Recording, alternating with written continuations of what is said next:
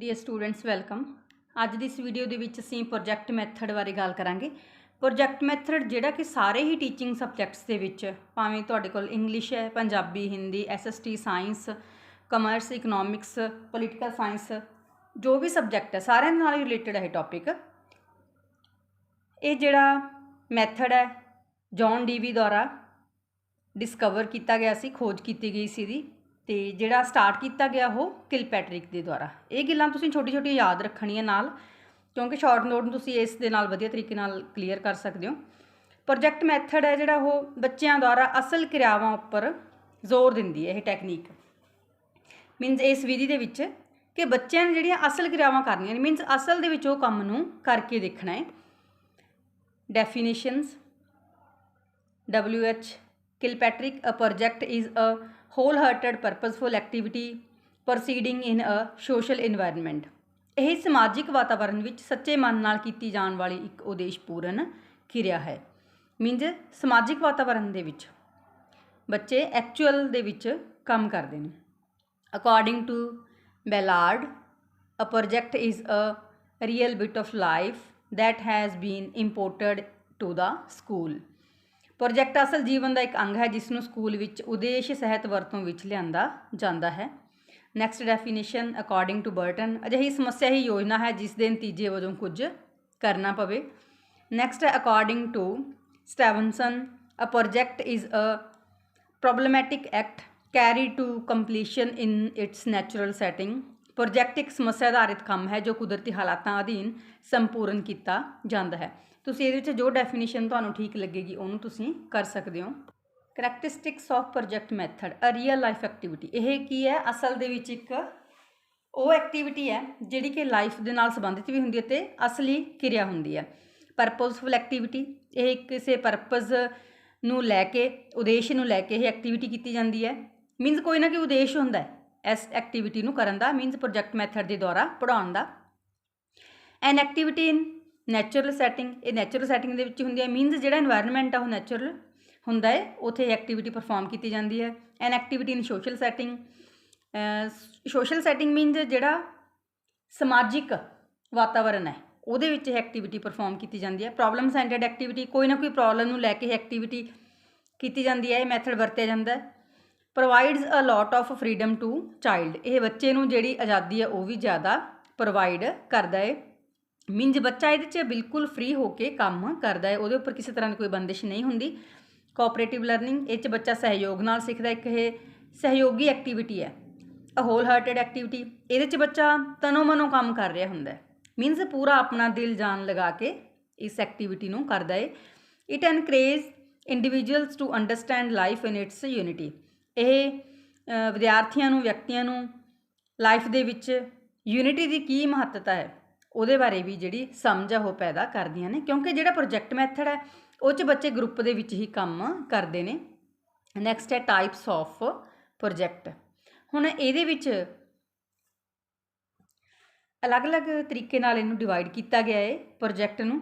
ਇਹਦੇ ਵਿੱਚ ਪਹਿਲੇ ਨੇ 2 ਟਾਈਪਸ, ਮੀਨਸ ਅਲੱਗ-ਅਲੱਗ ਜਿਨ੍ਹਾਂ ਨੇ ਡਿਵਾਈਡ ਕੀਤਾ ਕਿ ਕਿਹੜੀਆਂ ਟਾਈਪਸ ਨੇ।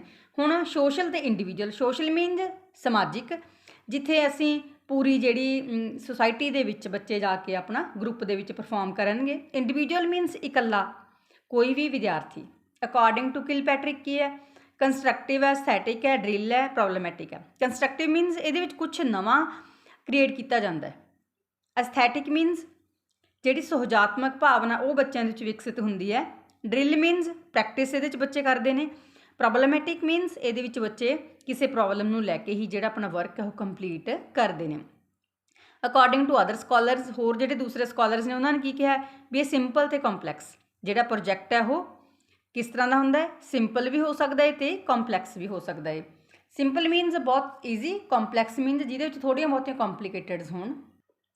Basic principals of project method. First is principal of utility, means ਇਹਦੇ ਵਿੱਚ ਇਹ ਧਿਆਨ ਰੱਖਿਆ ਜਾਂਦਾ ਕਿ ਇਹ ਜੋ ਅਸੀਂ ਕੋਈ ਵੀ ਕੰਮ ਕਰਾਉਣਾ ਹੈ ਉਹ ਬੱਚਿਆਂ ਦੇ ਲਈ ਉਪਯੋਗੀ ਹੋਵੇ। ਪ੍ਰਿੰਸੀਪਲ ਆਫ ਰਿਐਲਿਟੀ ਦੇ ਉੱਪਰ ਆਧਾਰਿਤ ਹੈ। ਪ੍ਰਿੰਸੀਪਲ ਆਫ ਪਰਪਸ, ਕੋਈ ਨਾ ਕੋਈ ਉਦੇਸ਼ ਹੁੰਦਾ ਹੈ, ਉਦੇਸ਼ ਨੂੰ ਧਿਆਨ ਦੇ ਵਿੱਚ ਰੱਖ ਕੇ ਜਿਹੜਾ ਪ੍ਰੋਜੈਕਟ ਹੈ ਉਹ ਚੂਜ਼ ਕੀਤਾ ਜਾਂਦਾ ਹੈ। ਪ੍ਰਿੰਸੀਪਲ ਆਫ ਫਰੀਡਮ, ਬੱਚਿਆਂ ਨੂੰ ਪੂਰੀ ਫਰੀडम ਹੁੰਦੀ ਹੈ ਕਿ ਉਹ ਆਪਣੇ ਅਕੋਰਡਿੰਗ ਜਿਹੜਾ ਕੰਮ ਹੈ ਐਕਟੀਵਿਟੀ ਉਹ ਕਰ ਸਕਦੇ ਨੇ। ਪ੍ਰਿੰਸੀਪਲ ਆਫ ਸੋਸ਼ਲ ਡਿਵੈਲਪਮੈਂਟ, ਇਹਦੇ ਨਾਲ ਬੱਚਿਆਂ ਦਾ ਜਿਹੜਾ ਸਮਾਜਿਕ ਵਿਕਾਸ ਹੈ ਉਹ ਵੀ ਹੁੰਦਾ ਹੈ। ਪ੍ਰਿੰਸੀਪਲ ਆਫ ਐਕਟੀਵਿਟੀ, ਇਹਦੇ ਨਾਲ ਜਿਹੜੇ ਬੱਚੇ ਨੇ ਉਹ ਐਕਟੀਵਿਟੀਜ਼ ਕਰਦੇ ਨੇ ਅਲੱਗ-ਅਲੱਗ ਤਰ੍ਹਾਂ ਦੀਆਂ ਆਪਣੇ ਪ੍ਰੋਜੈਕਟ ਦੇ ਨਾਲ ਰਿਲੇਟਡ। ਪ੍ਰਿੰਸੀਪਲ ਆਫ ਐਕਸਪੀਰੀਅੰਸ, ਬੱਚੇ ਅਲੱਗ-ਅਲੱਗ ਤਰ੍ਹਾਂ ਦਾ ਜਿਹੜਾ ਐਕਸਪੀਰੀਅੰਸ ਹੈ ਉਹ ਗੇਨ ਕਰਦੇ ਨੇ। ਪ੍ਰਿੰਸੀਪਲ ਆਫ ਸਬਜੈਕਟ ਮੈਟਰ, ਹੁਣ ਸਬਜੈਕਟ ਮੈਟਰ ਕਿਸ ਤਰ੍ਹਾਂ ਦਾ ਹੈ, ਉਹਨੂੰ ਜਿਵੇਂ ਦਾ ਅਸੀਂ ਉਹਦੇ ਵਿੱਚੋਂ ਕੰਟੈਂਟ ਚੂਜ਼ ਕਰਾਂਗੇ ਉਹਦੇ ਅਕੋਰਡਿੰਗ ਹੀ ਜਿਹੜਾ ਪ੍ਰੋਜੈਕਟ ਆ ਉਹ ਚੂਜ਼ ਕੀਤਾ ਜਾਏਗਾ। ਨੈਕਸਟ ਹੈ ਸਟੈਪਸ ਔਰ ਪ੍ਰੋਸੈਸ ਆਫ ਪ੍ਰੋਜੈਕਟ ਮੈਥਡ, ਕਿਹੜੇ ਜਿਹੜੇ ਸਟੈਪਸ ਨੇ ਇਹਦੇ ਵਿੱਚ ਫੋਲੋ ਕੀਤੇ ਜਾਂਦੇ ਨੇ। ਸਭ ਤੋਂ ਪਹਿਲਾਂ ਡਿਵੈਲਪਿੰਗ ਸਿਚੁਏਸ਼ਨ, ਸਥਿਤੀ ਦਾ ਪ੍ਰਬੰਧ ਕਰਨਾ। ਜਦੋਂ ਅਸੀਂ ਕੋਈ ਵੀ ਜਿਹੜਾ ਟੌਪਿਕ ਹੈ ਪ੍ਰੋਜੈਕਟ ਮੈਥਡ ਦੇ ਨਾਲ ਪੜ੍ਹਾਉਣਾ ਹੈ ਤਾਂ ਅਸੀਂ ਸਭ ਤੋਂ ਪਹਿਲਾਂ ਉਸ ਤਰ੍ਹਾਂ ਦੀ ਜਿਹੜੀ ਸਿਚੁਏਸ਼ਨ ਆ ਉਹਨੂੰ ਡਿਵੈਲਪ ਕਰਨਾ ਹੈ, ਕ੍ਰੀਏਟ ਕਰਨਾ ਹੈ। ਅਸੀਂ ਦੇਖਣਾ ਹੈ ਕਿ ਕਿੱਥੇ ਅਸੀਂ ਇਹ ਜਿਹੜਾ ਪ੍ਰੋਜੈਕਟ ਹੈ ਉਹ ਆਰਗੇਨਾਈਜ਼ ਕਰਨਾ ਹੈ। ਸਪੋਜ਼ ਕਰੋ ਫੀਲਡਸ ਦੇ ਵਿੱਚ ਜਾ ਕੇ ਕਰਨਾ ਹੈ, ਜਾਂ ਕੋਈ ਫੈਕਟਰੀ ਹੈ, ਕੋਈ ਹੋਰ ਇਸ ਤਰ੍ਹਾਂ ਦੀ ਆਰਗੇਨਾਈਜੇਸ਼ਨ ਹੈ ਜਿੱਥੇ ਅਸੀਂ ਲੈ ਕੇ ਜਾਣਾ। ਅਸੀਂ ਸਭ ਤੋਂ ਪਹਿਲਾਂ ਦੇਖਣਾ ਹੈ ਕਿ ਅਸੀਂ ਕਿੱਥੇ ਇਹਨੂੰ ਪ੍ਰੋਜੈਕਟ ਮੈਥਡ ਨੂੰ ਅਪਲਾਈ ਕਰਨਾ ਹੈ। ਸਿਲੈਕਸ਼ਨ ਆਫ ਪ੍ਰੋਜੈਕਟ, ਫਿਰ ਅਸੀਂ ਪ੍ਰੋਜੈਕਟ ਦੀ ਚੋਣ ਕਰਨੀ ਹੈ। ਜਦ ਆਪਸ਼ਨਸ ਸਾਡੇ ਕੋਲ ਜ਼ਿਆਦਾ ਹੋ ਜਾਂਦੇ ਫਿਰ ਅਸੀਂ ਦੇਖਣਾ ਕਿ ਅਸੀਂ ਜਿਹੜਾ ਪ੍ਰੋਜੈਕਟ ਹੈ ਉਹ ਕਿਹੜਾ ਸਿਲੈਕਟ ਕਰਨਾ ਹੈ। ਪ੍ਰੈਪਰੇਸ਼ਨ ਫॉर ਦਾ ਪ੍ਰੋਜੈਕਟ, ਫਿਰ ਪ੍ਰੋਜੈਕਟ ਦੇ ਲਈ ਜਿਹੜੀ ਤਿਆਰੀ ਹੈ ਉਹ ਕਰਨੀ ਹੈ। ਜਿਹੜਾ ਸਮਾਨ ਰਿਕੁਆਇਰਡ ਹੈ ਉਹ ਅਸੀਂ ਨੇ ਅਰੇਂਜ ਕਰਨਾ ਹੈ। ਕੰਪਲੀਸ਼ਨ ਆਫ ਪਲੈਨਿੰਗ, ਫਿਰ ਜਿਹੜੀ ਯੋਜਨਾ ਪਲੈਨਿੰਗ ਆ ਉਹਨੂੰ ਪੂਰਾ ਕਰਨਾ ਹੈ। ਮੀਨਸ ਪ੍ਰੋਜੈਕਟ ਮੈਥਡ ਨੂੰ ਅਪਲਾਈ ਕਰਨਾ ਹੈ। ਅਪਲਾਈ ਕਰਨਾ ਮਤਲਬ ਬੱਚਿਆਂ ਨੂੰ ਐਕਟੀਵਿਟੀ ਕਰਨ ਦੇ ਲਈ ਮੌਕਾ ਦੇਣਾ ਹੈ, ਜਿੱਥੇ ਵੀ ਅਸੀਂ ਉਹਨਾਂ ਨੂੰ ਪਰਫਾਰਮ ਕਰਨ ਦੇ ਲਈ ਲੈ ਕੇ ਜਾ ਰਹੇ ਹਾਂ। ਭਾਵੇਂ ਸਕੂਲ ਦਾ ਕੋਈ ਗਾਰਡਨ ਵੀ ਹੋ ਸਕਦਾ ਹੈ ਜਿੱਥੇ ਪੋਸੀਬਲ ਹੈ according to subject matter.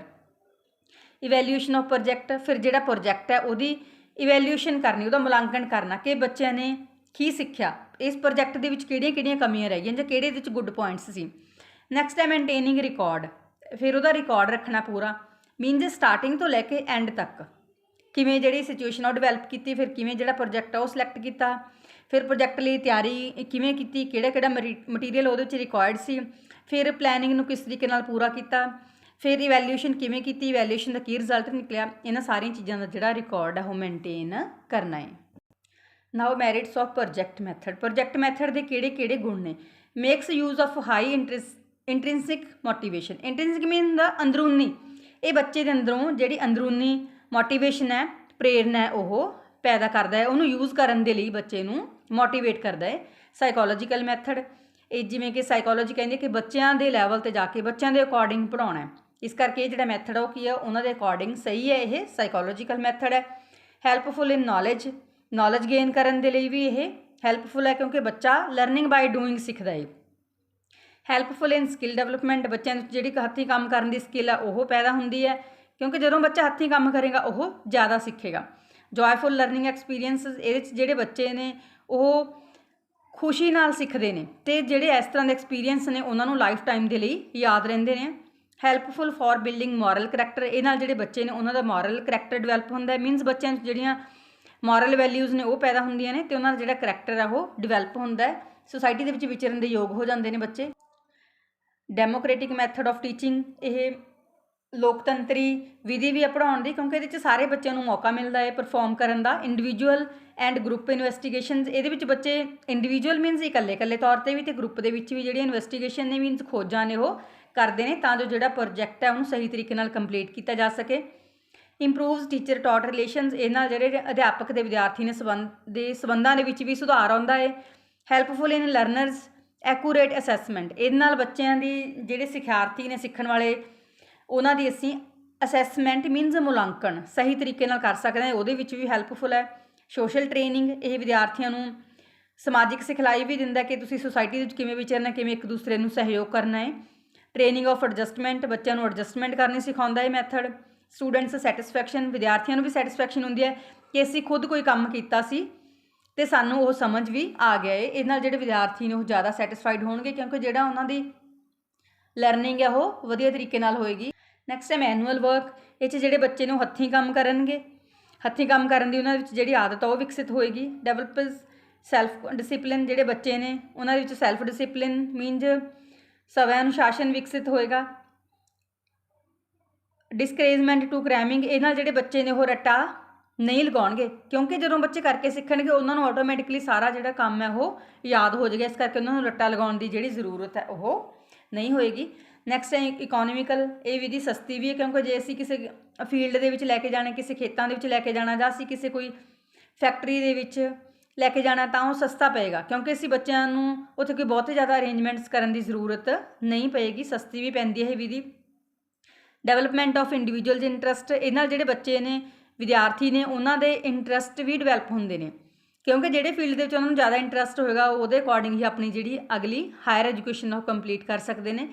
Related to real life. ਇਹ ਰੀਅਲ ਲਾਈਫ ਦੇ ਨਾਲ ਵੀ ਸੰਬੰਧਿਤ ਹੈ ਕਿਉਂਕਿ ਬੱਚੇ ਅਸਲ 'ਚ ਉਹ ਚੀਜ਼ਾਂ ਬਾਰੇ ਹੀ ਜਾਣਨਗੇ ਜਿਹੜੀਆਂ ਕਿ ਉਹ ਡੇਲੀ ਲਾਈਫ ਦੇ ਵਿੱਚ ਦੇਖ ਰਹੇ ਨੇ। Saving of time and energy. ਇਹ ਨਾਲ ਜਿਹੜਾ ਅਧਿਆਪਕ ਤੇ ਵਿਦਿਆਰਥੀ ਉਹਨਾਂ ਦੋਵਾਂ ਦੀ ਟਾਈਮ ਤੇ ਐਨਰਜੀ ਦੀ ਬੱਚਤ ਹੋਏਗੀ, ਕਿਉਂਕਿ ਅਧਿਆਪਕ ਨੂੰ ਸਿਖਾਉਣ ਦੇ ਵਿੱਚ ਤੇ ਵਿਦਿਆਰਥੀ ਦੇ ਸਿੱਖਣ ਦੇ ਵਿੱਚ ਜਿਹੜਾ ਟਾਈਮ ਤੇ ਐਨਰਜੀ ਵੇਸਟ ਹੁੰਦਾ ਉਹ ਬਚ ਜਾਏਗਾ। Demerits of project method. Lack of skillful and creative teachers. ਜਿਹੜੇ ਸਕਿਲਫੁਲ ਮੀਨਸ ਜਿਹੜੇ ਨੂੰ ਸਕਿਲਸ ਦੀ ਨੌਲੇਜ ਹੈ, ਕੌਸ਼ਲਾਂ ਦੀ ਜਾਣਕਾਰੀ ਰੱਖਣ ਵਾਲੇ ਅਧਿਆਪਕ, ਤੇ ਜਿਹੜੇ ਕ੍ਰੀਏਟਿਵ ਮੀਨਸ ਕੁਝ ਖੁਦ ਨਵਾਂ ਕ੍ਰੀਏਟ ਕਰ ਸਕਦੇ ਹੋ, ਇਸ ਤਰ੍ਹਾਂ ਦੇ ਟੀਚਰਸ ਦੀ ਘਾਟ ਹੈ। ਨਾਟ ਸੁਟੇਬਲ ਫॉर ਆਲ ਟੌਪਿਕਸ। ਕਿਸੇ ਵੀ ਅਸੀਂ ਸਬਜੈਕਟ ਦੀ ਗੱਲ ਕਰ ਲਈ ਉਹਦੇ ਜਿਹੜੇ ਸਾਰੇ ਟੌਪਿਕ ਨੇ ਇਸ ਪ੍ਰੋਜੈਕਟ ਮੈਥਡ ਦੇ ਦੁਆਰਾ ਨਹੀਂ ਪੜ੍ਹਾਏ ਜਾ ਸਕਦੇ। ਡਿਸਟਰਬ ਦਾ ਸਕੂਲ ਵਰਕਿੰਗ। ਸਕੂਲ ਦਾ ਜਿਹੜਾ ਪੂਰਾ ਟਾਈਮ ਟੇਬਲ ਹੈ ਉਹਦੇ ਨਾਲ ਉਹ ਡਿਸਟਰਬ ਹੋਏਗਾ, ਕਿਉਂਕਿ ਬੱਚਿਆਂ ਨੂੰ ਲੈ ਕੇ ਜਾਣਾ ਆਉਣਾ, ਤਾਂ ਇਹਦੇ ਨਾਲ ਕੀ ਹੈ ਜਿਹੜਾ ਪੂਰਾ ਟਾਈਮ ਟੇਬਲ ਆ ਉਹ ਹੌਚ ਪੌਚ ਹੋ ਜਾਏਗਾ। Extra burden on teacher. ਇਹਦੇ ਨਾਲ ਜਿਹੜਾ ਟੀਚਰ ਆ ਉਹਦੇ ਉੱਪਰ ਐਕਸਟਰਾ ਬਰਡਨ ਵੀ ਹੋਏਗਾ, ਕਿਉਂਕਿ ਟੀਚਰ ਦੇਖਦਾ ਵੀ ਮੈਂ ਜੇ ਪ੍ਰੋਜੈਕਟ ਮੈਥਡ ਦੇ ਨਾਲ ਪੜ੍ਹਾਉਣਾ ਹੈ ਤਾਂ ਮੈਂ ਉਹਨਾਂ ਨੂੰ ਕੀ ਕਰਵਾਉਣਾ ਹੈ, ਕਿੱਥੇ ਲੈ ਕੇ ਜਾਵਾਂਗਾ, ਕਿਸ ਤਰ੍ਹਾਂ ਮਟੀਰੀਅਲ ਅਰੇਂਜ ਕਰਾਂਗਾ। ਨੈਕਸਟ ਹੈ more hand work but literacy aspect neglected. ਇਹ 'ਚ ਸਿਰਫ ਜ਼ਿਆਦਾ ਹੱਥੀਂ ਕੰਮ ਕਰਨ ਦੇ ਉੱਪਰ ਜ਼ੋਰ ਦਿੱਤਾ ਜਾਂਦਾ ਹੈ, ਜਿਹੜਾ ਪੜ੍ਹਨ ਵਾਲਾ ਪੱਖ ਹੈ ਉਹਨੂੰ ਨਿਗਲੈਕਟ ਕੀਤਾ ਜਾਂਦਾ ਹੈ। ਨੈਕਸਟ ਹੈ ਐਨਕਰੇਜਮੈਂਟ ਆਫ ਇਨਡਿਸਿਪਲਿਨ। ਇਹ ਨਾਲ ਜਿਹੜਾ ਇਨਡਿਸਿਪਲਿਨ ਹੈ ਉਹਦੇ ਵਿੱਚ ਵੀ ਵਾਧਾ ਹੋਏਗਾ, ਉਹਨੂੰ ਵੀ ਬੜਾਵਾ ਦਿੰਦਾ ਹੈ, ਕਿਉਂਕਿ ਸਾਰੇ ਬੱਚੇ ਡਿਸਿਪਲਿਨ ਦੇ ਵਿੱਚ ਰਹਿ ਕੇ ਕੰਮ ਨਹੀਂ ਕਰਨਗੇ। ਡਿਫੀਕਲਟੀ ਇਨ ਟੈਕਸਟ ਬੁੱਕਸ। ਇਹ ਜਿਹੜਾ ਸਾਰਾ ਮਟੀਰੀਅਲ ਹੈ ਜਾਂ ਜਿਹੜਾ ਪ੍ਰੋਜੈਕਟ ਮੈਥਡ ਦੇ ਨਾਲ ਟੌਪਿਕ ਪੜ੍ਹਾਇਆ ਜਾ ਰਿਹਾ ਉਹ ਟੈਕਸਟ ਬੁੱਕਸ ਦੇ ਵਿੱਚ ਅਵੇਲੇਬਲ ਨਹੀਂ ਹੈਗਾ, ਕਿਉਂਕਿ ਇਸ ਤਰ੍ਹਾਂ ਜਿਹੜੀਆਂ ਟੈਕਸਟ ਬੁੱਕਸ ਨੇ ਜਿਹੜੀਆਂ ਸਾਨੂੰ ਹੈਂਡਵਰਕ ਬਾਰੇ ਪ੍ਰੋਪਰ ਨੌਲੇਜ ਦਿੰਦੀਆਂ ਹੁਣ ਉਹ ਅਵੇਲੇਬਲ ਨਹੀਂ ਹੈਗੀਆਂ। Difficulty of examinations. ਇਸ ਤਰ੍ਹਾਂ ਜੇਕਰ ਅਸੀਂ ਪ੍ਰੋਜੈਕਟ ਮੈਥਡ ਦੇ ਨਾਲ ਪੜ੍ਹਾਵਾਂਗੇ ਤਾਂ ਸਾਨੂੰ ਬੱਚਿਆਂ ਦਾ ਜਿਹੜਾ ਐਗਜ਼ਾਮ ਹੈ ਪ੍ਰੀਖਿਆ ਲੈਣੀ ਔਖੀ ਹੋ ਜਾਏਗੀ, ਕਿਉਂਕਿ ਅਸੀਂ ਬੱਚਿਆਂ ਨੂੰ ਪਰਫਾਰਮ ਕਰਨ ਦੇ ਲਈ ਇਕੱਲੇ ਬੱਚੇ ਨੂੰ ਮੌਕਾ ਪ੍ਰੋਪਰ ਨਹੀਂ ਦੇ ਸਕਾਂਗੇ। Chances of distraction. ਹੁਣ ਇਹਦੇ ਨਾਲ ਜਿਹੜਾ ਬੱਚੇ ਦਾ ਸਟੱਡੀ ਦੇ ਨਾਲ ਕਨੈਕਟਿੰਗ ਹੈ, ਉਹਦੀ ਕਨੈਕਸ਼ਨ ਹੈ, ਉਹਦੇ ਵਿੱਚ ਵੀ ਜਿਹੜੀ ਦਰਾਰ ਹੈ ਉਹ ਪੈਦਾ ਹੋ ਸਕਦੀ ਹੈ, ਕਿਉਂਕਿ ਹੋ ਸਕਦਾ ਜਿਹੜਾ ਬੱਚਾ ਉਹ ਆਊਟਰ ਵਰਕ ਦੇ ਵਿੱਚ ਜ਼ਿਆਦਾ ਅੱਗੇ ਨਿਕਲ ਜੇ ਤੇ ਜਿਹੜਾ ਉਹਦਾ ਪੜ੍ਹਨ ਵਾਲਾ ਕੰਮ ਹੈ ਉਹਦੇ ਵਿੱਚ ਇੰਟਰਸਟ ਲੈਣਾ ਬੰਦ ਕਰ ਦੇਵੇ। Not suitable for all types of learners. ਹੁਣ ਸਾਰੇ ਤਰ੍ਹਾਂ ਦੇ ਬੱਚੇ ਹੁੰਦੇ ਨੇ ਕਲਾਸ ਦੇ ਵਿੱਚ, ਹਾਈ ਸਕਿਲਡ ਵੀ ਹੁੰਦੇ ਨੇ, ਠੀਕ ਹੈ, ਜਿਹੜੇ ਬੱਚੇ ਇੱਕੋ ਵਾਰ ਦੱਸੇ ਤੋਂ ਸਮਝ ਲੈਂਦੇ ਨੇ, ਇੰਟੈਲੀਜੈਂਟ ਹੁੰਦੇ ਨੇ, ਕੁਝ ਮਿਡਲ ਲੈਵਲ ਦੇ ਹੁੰਦੇ ਨੇ, ਕੁਝ ਲੋਅਰ ਲੈਵਲ ਦੇ, ਕੁਝ ਬਿਲਕੁਲ ਵੀ ਨਹੀਂ ਸਿੱਖਦੇ, ਜਿਹੜੇ ਉਸ ਤਰ੍ਹਾਂ ਦੇ ਬੱਚੇ ਵੀ ਹੁੰਦੇ ਨੇ। ਇਸ ਕਰਕੇ ਇਸ ਤਰ੍ਹਾਂ ਜੇਕਰ ਅਸੀਂ ਸਾਰੇ ਬੱਚਿਆਂ ਦੀ ਗੱਲ ਕਰੀਏ ਇਹ ਮੈਥਡ ਉਹਨਾਂ ਸਾਰੇ ਬੱਚਿਆਂ ਦੇ ਲਈ ਸੁਟੇਬਲ ਨਹੀਂ ਹੈ। ਨਾਟ ਸੁਟੇਬਲ ਫॉर ਲੋਅਰ ਕਲਾਸਿਸ। ਜਿਹੜੀਆਂ ਛੋਟੀਆਂ ਕਲਾਸਿਸ ਦੇ ਬੱਚੇ ਨੇ ਉਹਨਾਂ ਦੇ ਲਈ ਵੀ ਇਹ ਮੈਥਡ ਸੁਟੇਬਲ ਨਹੀਂ, ਕਿਉਂਕਿ ਉਹਨਾਂ ਨੂੰ ਅਸੀਂ ਕੀ ਸਿਖਾਵਾਂਗੇ। ਜੇ ਅਸੀਂ ਕੋਈ ਫੈਕਟਰੀ ਵਿੱਚ ਲੈ ਕੇ ਜਾ ਰਹੇ ਤਾਂ ਸਾਨੂੰ ਇਹ ਟੈਨਸ਼ਨ ਹੋਏਗੀ ਕਿ ਜਿਹੜਾ ਬੱਚਾ ਹੈ ਕਿਤੇ ਇੱਧਰ ਉੱਧਰ ਹੱਥ ਨਾ ਮਾਰ ਲੇ, ਇੱਧਰ ਉੱਧਰ ਨਾ ਚਲਾ ਜਾਵੇ, ਜਾਂ ਕਿਸੇ ਗਲਤ ਥਾਂ ਵੱਲ ਨਾ ਹੋ ਜੇ, ਕੋਈ ਮਸ਼ੀਨ ਨੂੰ ਨਾ ਛੇੜਛਾੜ ਕਰ ਲੇ। ਇਸ ਕਰਕੇ ਜਿਹੜੇ ਲੋਅਰ ਕਲਾਸਿਸ ਦੇ ਲਈ ਉਹ ਮੈਥਡ ਸੁਟੇਬਲ ਨਹੀਂ ਹੈ। Needs proper support system. ਪੂਰੀ ਸਪੋਰਟ ਵੀ ਚਾਹੀਦੀ ਹੈ ਸਕੂਲ ਦੇ ਸਟਾਫ ਵੱਲੋਂ, ਪ੍ਰਿੰਸੀਪਲ ਵੱਲੋਂ, ਤੇ ਜਿਹੜੀ ਮੈਨੇਜਿੰਗ ਕਮੇਟੀ ਉਹਦੇ ਵੱਲੋਂ। ਇਸ ਕਰਕੇ ਕਈ ਵਾਰ ਕੀ ਹੁੰਦਾ ਵੀ ਜਿਹੜੀ ਲੈਕ ਆਫ ਕੋਆਪਰੇਸ਼ਨ ਹੁੰਦੀ ਹੈ ਉਹਦੇ ਕਰਕੇ ਜਿਹੜਾ ਪ੍ਰੋਜੈਕਟ ਮੈਥਡ ਆ ਉਹ ਫੇਲ ਹੋ ਜਾਂਦਾ ਹੈ। Lack of resources. Project method ਦੇ ਲਈ ਜਿਹੜੇ ਰਿਸੋਰਸਿਸ ਰਿਕੁਆਇਰਡ ਨੇ ਕਈ ਵਾਰ ਉਹ ਪ੍ਰੋਪਰ ਨਹੀਂ ਅਵੇਲੇਬਲ ਹੁੰਦੇ, ਜਿਹਦੇ ਕਰਕੇ ਕੀ ਹੁੰਦਾ ਹੈ ਜਿਹੜਾ ਪ੍ਰੋਜੈਕਟ ਮੈਥਡ ਆ ਉਹਨੂੰ ਸਹੀ ਤਰੀਕੇ ਨਾਲ ਯੂਜ਼ ਨਹੀਂ ਕਰ ਸਕਦਾ ਅਧਿਆਪਕ। Very expensive method. ਇਹ ਐਕਸਪੈਂਸਿਵ ਵੀ ਹੈ ਕਿਉਂਕਿ ਹਰ ਇੱਕ ਜਿਹੜੇ ਰਿਸੋਰਸਿਸ ਨੇ ਉਹ ਸਕੂਲ ਦੇ ਵਿੱਚ ਅਵੇਲੇਬਲ ਨਹੀਂ ਹੁੰਦੇ, ਕੁਝ ਪਰਚੇਜ਼ ਕਰਨੇ ਪੈਂਦੇ ਨੇ, ਜਾਂ ਜੇਕਰ ਅਸੀਂ ਬੱਚਿਆਂ ਨੂੰ ਕਿਤੇ ਲੈ ਕੇ ਜਾ ਰਹੇ ਹਾਂ ਤਾਂ ਉੱਥੇ ਟਰੈਵਲਿੰਗ ਦਾ ਜਿਹੜਾ ਖਰਚਾ ਉਹ ਵੀ ਪਏਗਾ। ਇਸ ਕਰਕੇ ਜਿਹੜਾ ਮੈਥਡ ਹੈ ਇਹ ਖਰਚੀਲਾ ਵੀ ਹੈ। Wastage of time, money and energy. ਹੁਣ ਇਹਦੇ ਨਾਲ ਜਦੋਂ ਅਸੀਂ ਬੱਚਿਆਂ ਨੂੰ ਲੈ ਕੇ ਜਾ ਰਹੇ ਹਾਂ, ਜੇਕਰ ਬੱਚੇ ਫਿਰ ਵੀ ਨਹੀਂ ਸਿੱਖ ਰਹੇ ਸੀ ਪ੍ਰੋਜੈਕਟ ਮੈਥਡ ਦੇ ਦੁਆਰਾ, ਅਧਿਆਪਕ ਪੂਰੇ ਐਫਰਟਸ ਕਰ ਰਿਹਾ ਤਾਂ ਅਧਿਆਪਕ ਦਾ ਤੇ ਬੱਚਿਆਂ ਦਾ ਟਾਈਮ ਵੀ ਵੇਸਟ ਹੋਏਗਾ, ਮਨੀ ਵੀ ਤੇ ਐਨਰਜੀ ਵੀ ਵੇਸਟ ਹੋਏਗੀ। ਡਿਸਕ੍ਰਿਮੀਨੇਸ਼ਨ ਇਨ ਇਵੈਲਿਊਸ਼ਨ। ਜਦੋਂ ਅਧਿਆਪਕ ਨੇ ਇਵੈਲਿਊਸ਼ਨ ਕਰਨੀ ਹੈ ਤਾਂ ਇੱਥੇ ਵੀ ਬੱਚਿਆਂ ਨਾਲ ਜਿਹੜਾ ਵਿਤਕਰਾ ਉਹ ਹੋ ਸਕਦਾ ਹੈ। ਇਹ ਵੀ ਇਹਦਾ ਇੱਕ ਬਹੁਤ ਵੱਡਾ ਔਗੁਣ ਹੈ, ਕਿਉਂਕਿ ਅਧਿਆਪਕ ਹੈ ਜਿਹੜਾ ਆਪਣੇ ਚਹੇਤੇ ਬੱਚਿਆਂ ਨੂੰ ਇਹਦੇ ਵਿੱਚ ਜਿਹੜੇ ਵਧੀਆ ਮਾਰਕਸ ਨੇ ਉਹ ਦੇ ਸਕਦਾ ਹੈ, ਤੇ ਜਿਹੜੇ ਬੱਚੇ ਪੜ੍ਹਨ 'ਚ ਠੀਕ ਨੇ ਭਾਵੇਂ ਉਹ ਵਧੀਆ ਪਰਫਾਰਮ ਕਰ ਰਹੇ ਹੋਣ, ਬਟ ਉਹਨਾਂ ਦੇ ਨਾਲ ਜਿਹੜਾ ਡਿਸਕ੍ਰਿਮੀਨੇਸ਼ਨ ਇੱਥੇ ਪੋਸੀਬਲ ਹੈ।